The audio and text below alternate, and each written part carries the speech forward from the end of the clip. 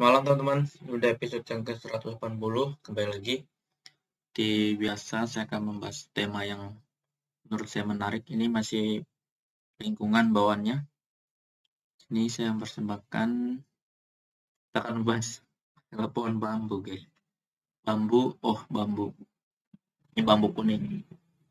Seperti yang kita ketahui bahwa bambu memiliki sejarah yang sangat berkaitan erat dengan rakyat Indonesia pada masa perjuangan. Seperti yang kalian tahu, di setiap film Indonesia yang perang lawan Belanda itu kita pasti menemukan adanya senjata bambu runcing. Jadi kalau kita membahas tentang bambu ini udah nggak asing lagi, karena bambu ini sudah digunakan oleh pejuang kita pada zaman dahulu untuk mengusir atau melawan para penjajah. Nah, foto ini merupakan salah satu monumen bambu, kalau nggak salah di Surabaya.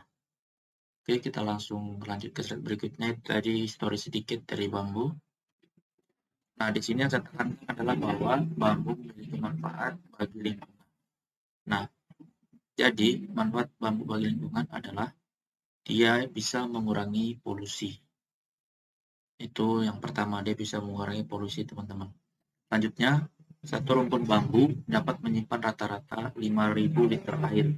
Selain itu, hutan bambu mampu menyerap 50 ton karbon dioksida per hektar per tahunnya. Jadi bisa kalian bayangkan ketika ada satu rumpun bambu yang hidup, dia akan mampu menyimpan rata-rata 5.000 liter air. Ini berbanding terbalik ketika kita menanam sebuah pohon sawit, mana dia satu pohonnya bisa menyerap kurang lebih 15 liter air per harinya. Bisa kalian bandingin lah. Terus yang ketiga, menjadi salah satu wisata khusus hutan bambu. Ya, menjadi daya tarik tersendiri jika kita mengembangkan wisata khusus hutan bambu. Di Indonesia juga ada ya khusus wisata ini, khusus hutan bambu. Terus yang keempat, akar bambu mampu membuat tanah tetap stabil dan dapat mencegah erosi. Nah, itu tadi manfaatnya. Masih banyak lagi yang lain, kita geser ke slide berikutnya. Nah, dalam kehidupan sehari-hari ya bambu bisa digunakan sebagai bahan makanan. Yang diambil adalah tunas yang masih mudanya saja, atau yang biasa kita sebut rebung. Mungkin di beberapa tempat penyebutannya beda, tapi kalau di Kalimantan tempat saya namanya rebung.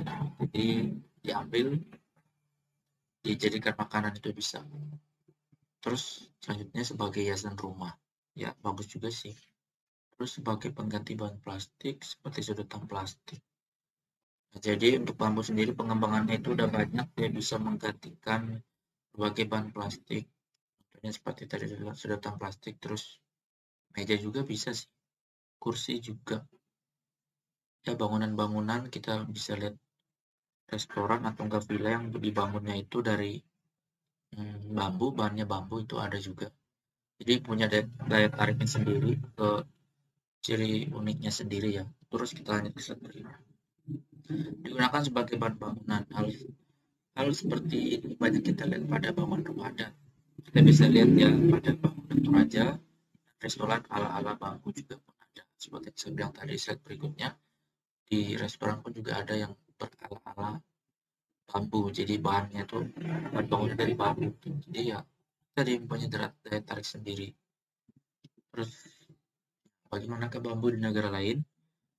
Eco Foundation dia mencatatkan bahwa penggunaan bambu sebagai tanaman konservasi air dan tanah sudah dilakukan di negara-negara lain seperti Cina dan India. Jadi negara tetangga kita sudah melakukan pemanfaatan dari bambu dengan sebaik mungkin, yaitu untuk konservasi air dan tanah. Mereka berhasil memanfaatkan tanaman bambu untuk kepentingan konservasi air dan tanah. Jadi kalau konservasi air tadi karena bambu dapat menyimpan berapa tadi itulah yang 5.000 liter air, dan kalau untuk tanah untuk menjaga erosi. Terus kalau yang kabar dari Indonesia itu saya dengar bang, ini kabarnya kalau nggak tahun 2020 itu kemarin bakal ada bangun desa dengan desa 1.000 bambu ya, itu program pemerintah. Saya juga kurang begitu dalam jadi membangun desa dengan 1.000 bambu. Jadi beberapa desa akan diprogramkan untuk menanam bambu dengan rumput yang sudah disediakan gitu. Jadi itu program pemerintah. Saya kurang dalam membacanya. Ini adalah materi materinya sambil dari link ini. Nih. Nah, kita udah selesai bahasnya tentang masalah bambu tadi. Bagaimana menurut kalian? Kira-kira menurut kalian kalau masalah bambu ya, atau pohon bambu, bambu termasuk jenis rumput ya. Kalau misalkan bambu lebih diperhatikan lagi oleh pemerintah gitu. Jadi kita membangun program itu tadi seperti pemerintah tadi bilang, membangun desa 1.000 bambu, ya itu bagus sih. Kita lebih perhatikan bambu karena bambu juga itu dari ujung akar sampai tunas kayaknya bisa berguna ya, bersama kayak kelapa. Oke, gitu aja. Pada videonya, bye-bye.